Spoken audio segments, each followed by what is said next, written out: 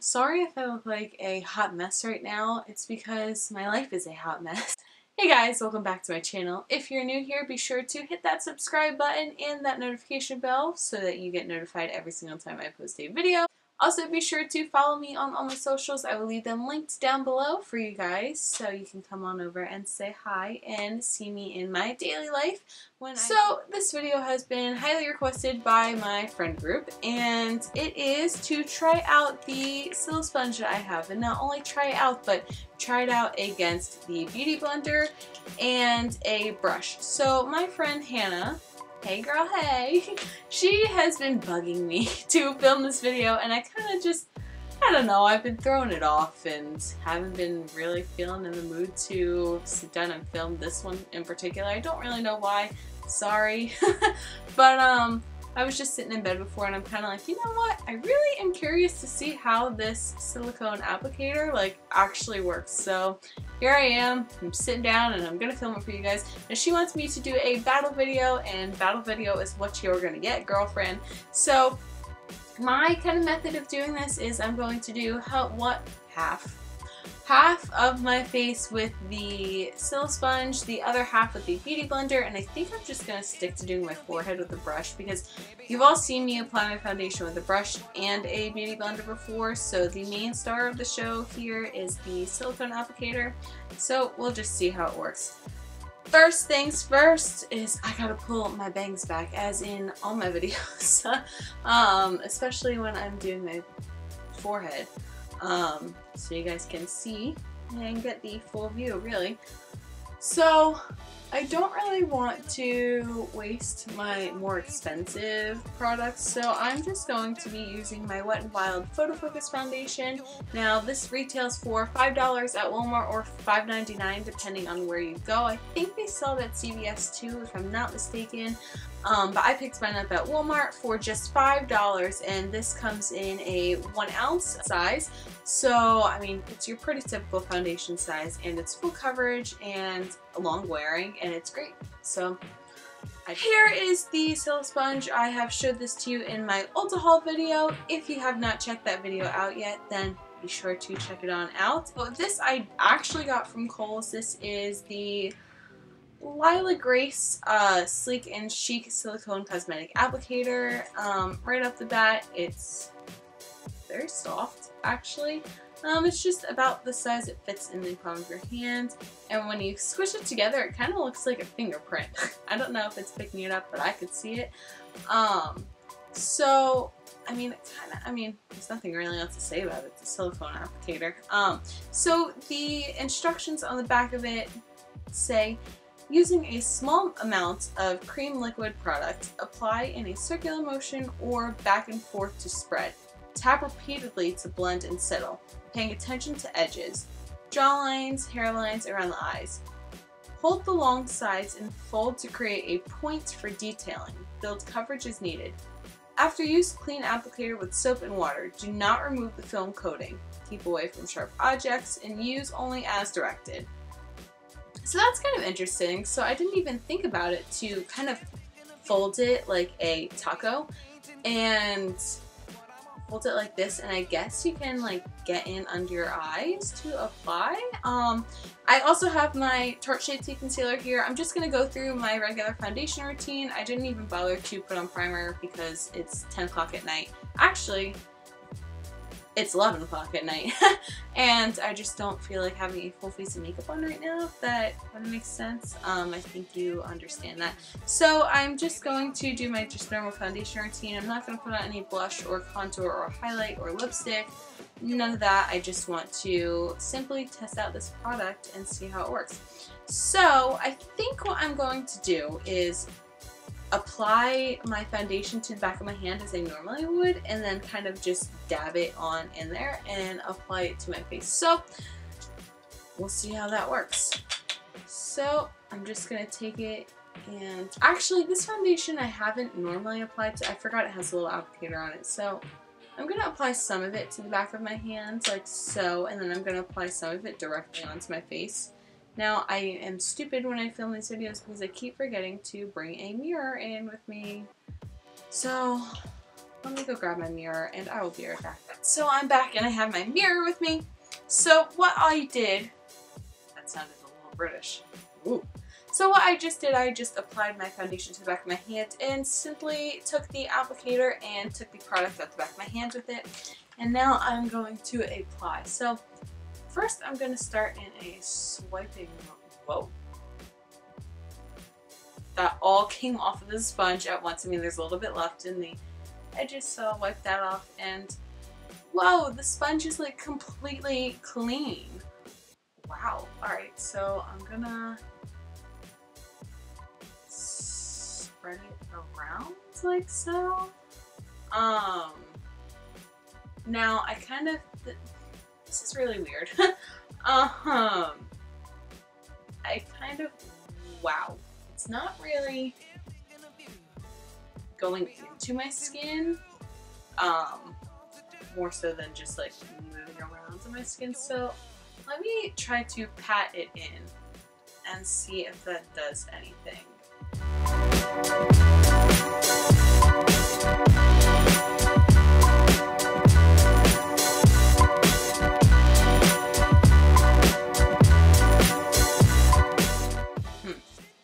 I'm gonna try the back side of it because it's a little bit more flat and it feels just a little bit different.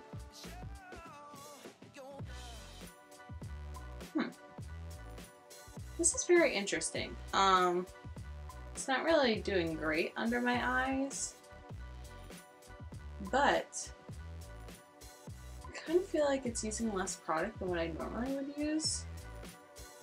Now, it's a little bit dirty right now, but the good thing about this is you can just easily run it underwater and it all comes right off. It doesn't really like blend it in my nose crease. Now, I kind of had this problem when I was using the balloon as an applicator. Also, a previous video that if you didn't check that video out yet, I will link it right up here for you guys. Yeah, I kind of feel like it's not really getting into that nose crevice. I hate that word.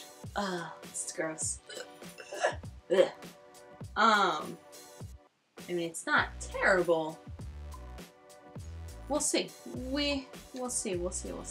So, just to clean it off, since I am in my bedroom, not in the bathroom, I'm just going to take a washcloth and wipe it off and see how it comes off just on a dry washcloth. Alright. Not bad, not bad. It is clean. Not as clean as it would be if I obviously rinsed it underwater, but I mean, it holds up pretty nice compared to my beauty blender, which was black at one time and now it kind of changed because it soaked up all my foundation, but that's okay. So speaking of the beauty blender, I'm going to go in with that next. Now I'm just going to take the applicator, the lid, and just simply start applying this to my face as I normally would with this foundation. That's something I did not do with the silicone applicator, just simply because I wanted to see how much product it picked up and how it's kind of spread around my face. So now I'm just going to take my beauty blender like so and blend it in as I normally would.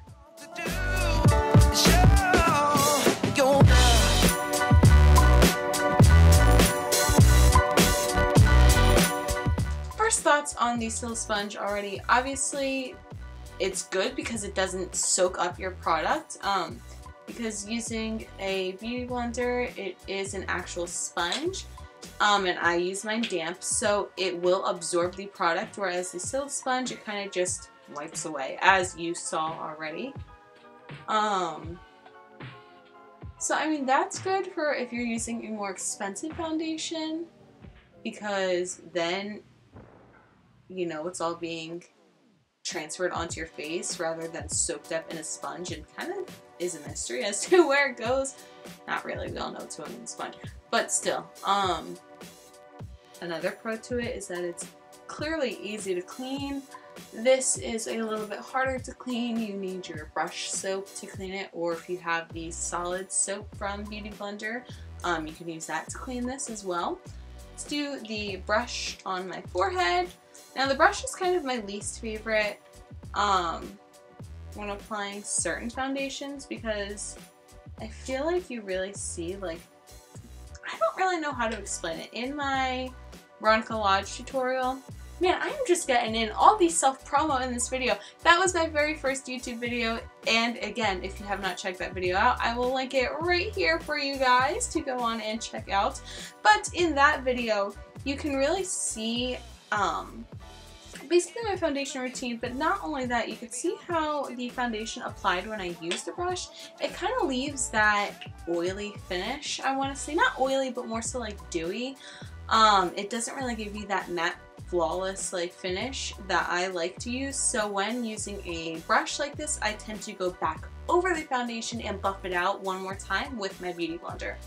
So I wonder if it will do the same effect on my forehead. My forehead is a little bit drier than the rest of the skin on my face. So I don't think it's going to give me that same effect, but we'll see. Because when I use this brush, I tend to pat it into my skin as opposed to swirling it around and really buffing it, because I feel like that's not really doing anything, and it's not really, you know, not really helping you, not helping me. So we'll see. I also find it annoying to put foundation on my forehead because of my eyebrows right here. I can't really get in, and I don't want to get foundation onto my eyebrows because they are so dark.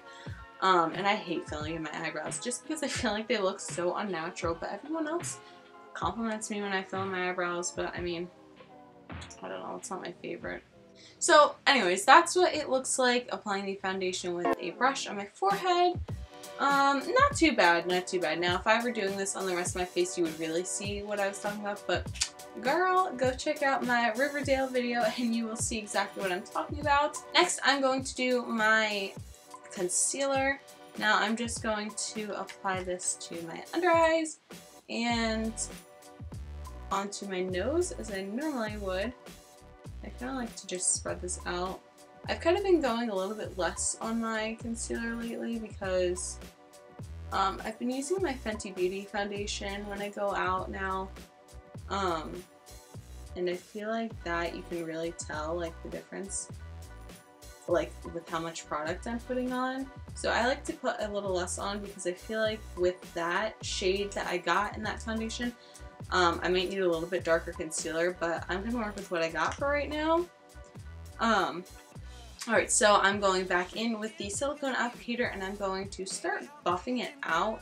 I'm going to actually fold it up like a taco and use it pointed as the directions say and see how that works. It's not the softest thing in the world, I'll tell you that.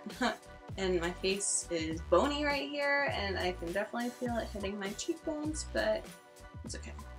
Alright, now I'm just going to flatten it out a little bit and see how it blends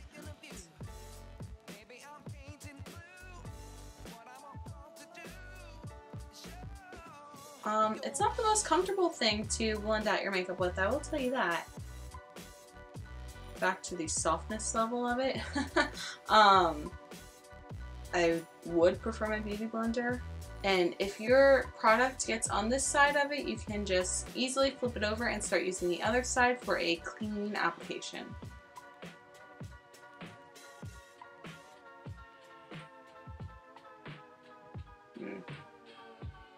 Not doing it for me. Let's try the other side.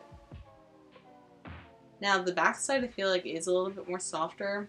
I don't really know why that is. But I'm kind of just like using it lately. I'm holding the bottom of it and kind of just letting it do its own thing. Don't want to apply too much pressure. Alright, let me do the other eye with the Beauty Blender. Like so. You already know how this applies and how it blends it out.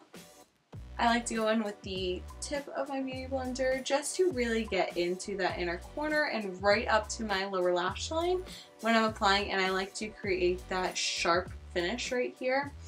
And then if I need to go back under, I'll go in with my bottom of the Beauty Blender and just buff it out.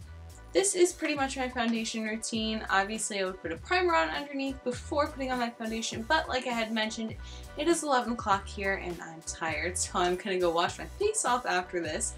But I mean, this is what my face looks like. So this side was done with the silicone applicator, and this side was done with the Beauty Blender, and then my forehead was done with the brush.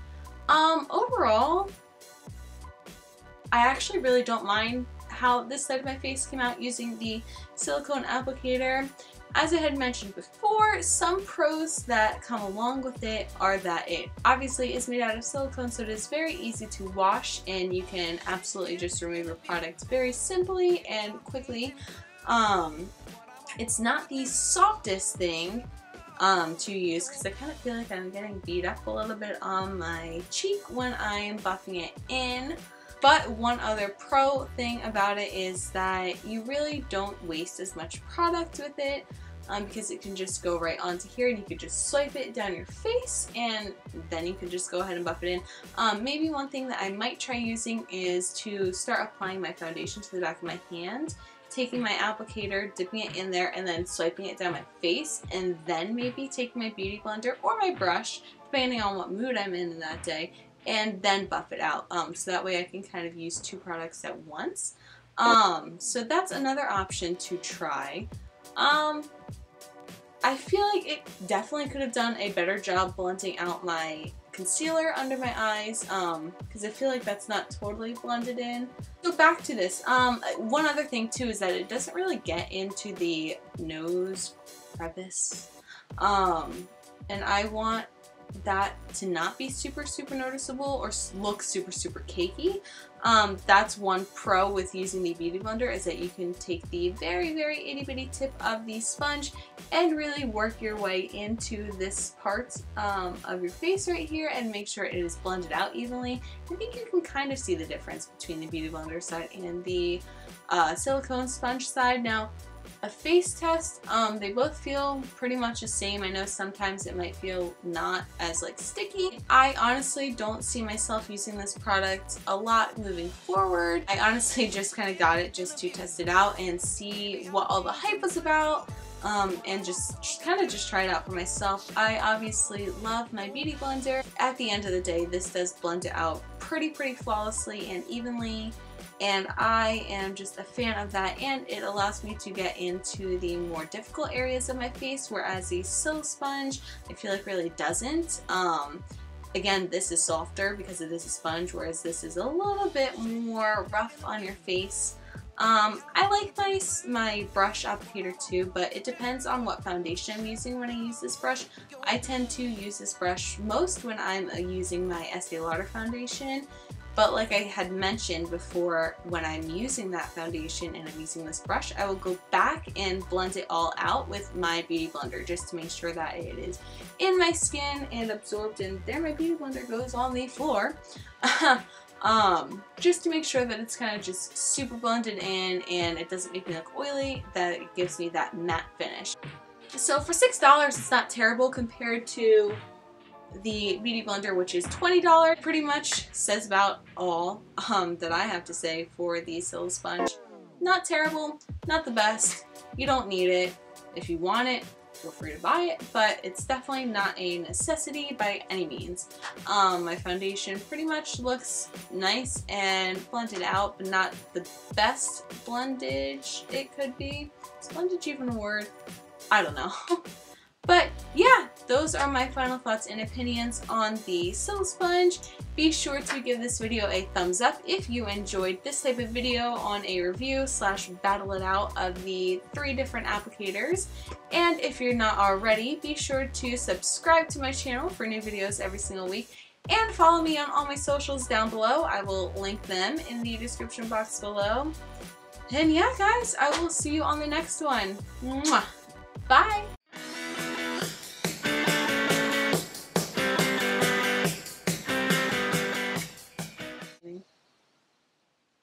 Wow, why is my eye so red? Do you see that? Hold on. Do you see that? That is... Ow! Is my other eye like that? Why is my eye like that? Oh, that makes me really sad. Maybe that's why my eyes are burning right now.